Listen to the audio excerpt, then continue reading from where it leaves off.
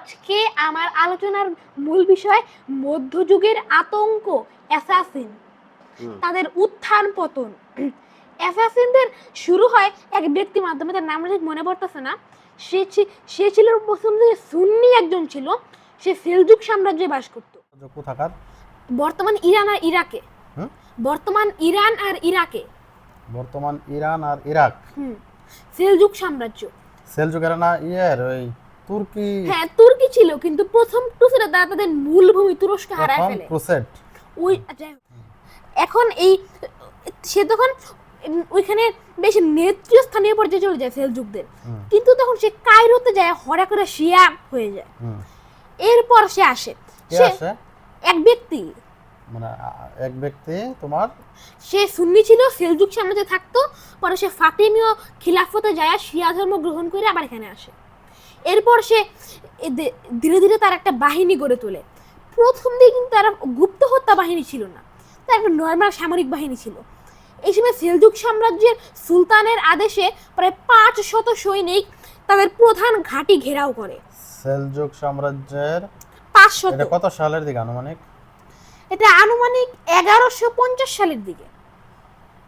কিসের 1150? না, আরো আগে মনে হয়। হ্যাঁ, 1115 থেকে 20। না, এটা মনে হয় যে না না না, অত আগে না, 1120-এর আগে তো হবেই না। যাই হোক, এখন এই সময়ে তো ঘেরাও করে, তখন 70 জন সৈনিক ছিল তারা রসদ ফুরিয়ে আসে অ্যাসাসিনদের। তখন সে চতুরতার সাথে তার কবুতরের মাধ্যমে অন্য একটা অ্যাসাসিন গ্রুপকে খবর দিয়ে যায়, মানে বিপদে আছে। অ্যাসাসিন মানে জানো কি? হ্যাঁ, আমি জানি না। অ্যাসাসিন মানে হলো গুপ্ত। আচ্ছা, গুপ্ত। গুপ্ত। এখন কবুতরের মাধ্যমে মানে গুপ্ত জানায় দেয়। হত্যা। হ্যাঁ, গুপ্ত হত্যা। হ্যাঁ, অ্যাসাসিন। হ্যাঁ। এখন এই কবুতরের মাধ্যমে জানায় দেয় অন্য একটা গ্রুপকে।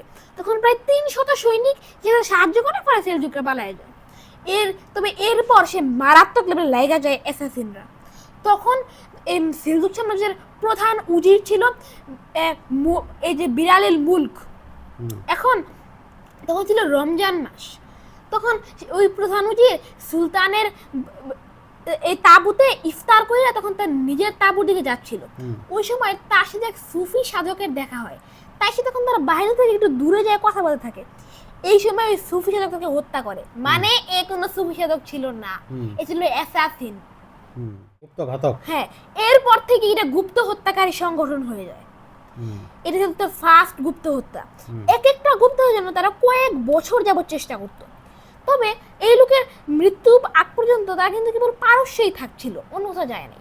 এই লোকের মৃত্যুর পর থেকে তখন তারা সিরিয়ায় একটা নতুন শুরু করে। তখন অ্যাসাসিনরা 2 ভাগ হয়ে যায়, সিরিয়ান ব্রাঞ্চ, পার্সিয়ান ব্রাঞ্চ। মূল ছিল পার্সিয়ান ব্রাঞ্চ, তবে তারা বন্ধুত্বই ছিল, মারামারি করতো না। এখন এই সময়ে তারা বিভিন্ন গুপ্ততা চালাতে থাকে।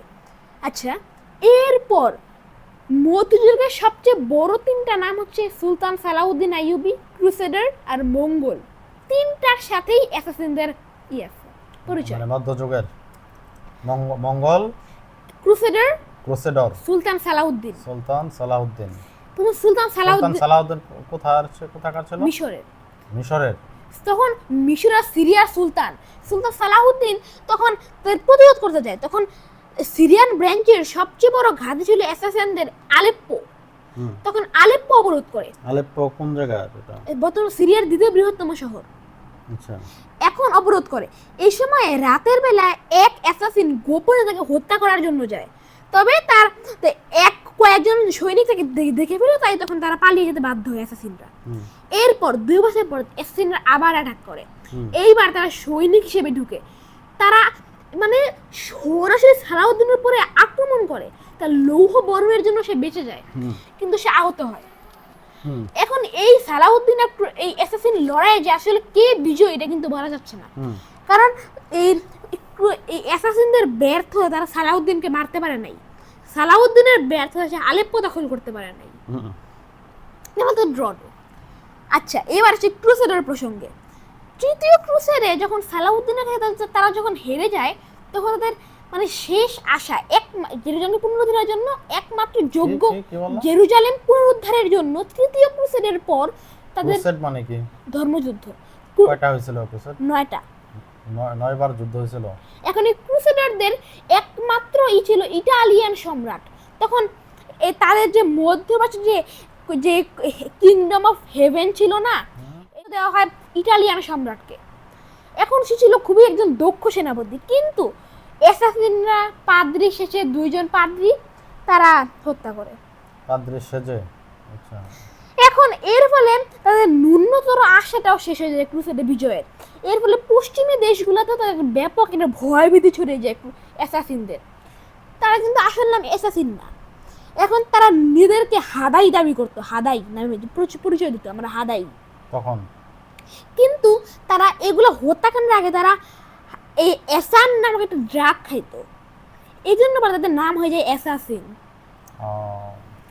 এই জন্য এখন ওই ড্রাগ বা ওই ওষুধটা খেয়ে তাদের মানে মস্তিষ্ক তখনই হয়ে যেত, মানে এরকম বিকৃত হয়ে যেত, মানে মানুষের দয়া মায়া সব শেষ হয়ে যেত, মানে মানবিকতা চলে যেত। হ্যাঁ, মানে তখন হিংস্র হয়ে যেত, যে একটা মানুষকে মারতে গেলে মানে তার মধ্যে যেন কোনো মানে নরম ভাব, মানবিকতা যেন না আসে, এই জন্য খাওয়ানো হইতো। এখন এই জন্য নাম আসে। আচ্ছা, এই পর্যন্ত উত্থান গেল, এখন আসে পতনের দিকে। কাদের? এই অ্যাসাসিনদের। তখন 1219 সাল থেকে সুদূর মঙ্গোলিয়া থেকে একটা মানে সারা বিশ্বে ত্রাস। তখন কিন্তু 1220 সালের দিকে সুদূর মঙ্গোলিয়ার খবর তারা জানতোই না। কিন্তু মাত্র 1 দশক পর 1230 সালের দিকে অ্যাসাসিনদের সামনে এসে দাঁড়ায় মঙ্গোলরা, চেঙ্গিস খান। তো চেঙ্গিস খান তাদের অ্যাটাক করে নাই, কারণ তারা নিজেদেরকে শাসক বলে কখনো দাবি করে নাই, তারা গুপ্ত হত্যাকারী ছিল। যে মঙ্গল সাম্রাজ্যে যে 4 জন গ্রেট খান ছিল, এর মধ্যে দ্বিতীয় গ্রেট খান, অর্থাৎ গ্রেট খান মানে চেঙ্গিস খান, মানে না, 4 জন গ্রেট খান ছিল। প্রথম জন চেঙ্গিস খান, পরের জন মঙ্গে খান, পরের জন কুবলাই খান, আরেকজন ছিল লাস্টে। আচ্ছা। এখন মঙ্গে খান যে তার সেনাপতি ছিল তার ভাই হালাকু খান। এই হালাকু বাগদাদ ধ্বংস করছিল। আচ্ছা আচ্ছা। হালাকু খানের নেতৃত্বে এক বিশাল আর্মি অ্যাসাসিনদের ধ্বংস করতে যায়। তখন যে অ্যাসাসিনদের কমান্ডার ছিল সে কিন্তু ভীত প্রকৃতির ছিল, তাই যখন তার উপর অ্যাটাক করে মঙ্গোলরা, মাত্র 2 সপ্তাহ যাইতেই ছেড়ে দেয়, হার মানে। ফলে পার্সিয়ান ব্রাঞ্চ 1 বছরের মাঝে আত্মসমর্পণ করে, কিন্তু সিরিয়ান ব্রাঞ্চ আত্মসমর্পণ করে না, একের পর এক আক্রমণ চলে। আর হালাকু তো যে বুঝতে পারছে সে কিরকম মানুষ, সে যখন আত্মসমর্পণ দেখলো না, তখন সে বাগদাদের মতো সেম কাহিনী করে দিছে আলেপ্পোতে।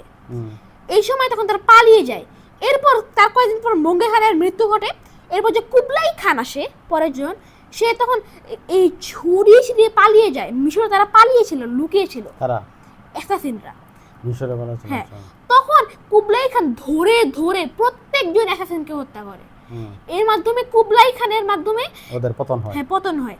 টানা 150 বছর যাবত মধ্যযুগ কাঁপানো সালাউদ্দিন ক্রুসেডের সেলজুকদের নাকানি চুবানি খাওয়ানো অ্যাসাসিনদের পতন হয় কুবলাই খানের হাতে। আচ্ছা, তাহলে আজকে আমরা কি জানতে পারলাম? অ্যাসাসিনদের উত্থান পতন। অ্যাসাসিনদের উত্থান পতন, সেটা মধ্যযুগের সময় 1120 থেকে 1250, প্রায় 150 বছর। আচ্ছা আচ্ছা আচ্ছা, ঠিক আছে। আজকের আলোচনা এখানে শেষ।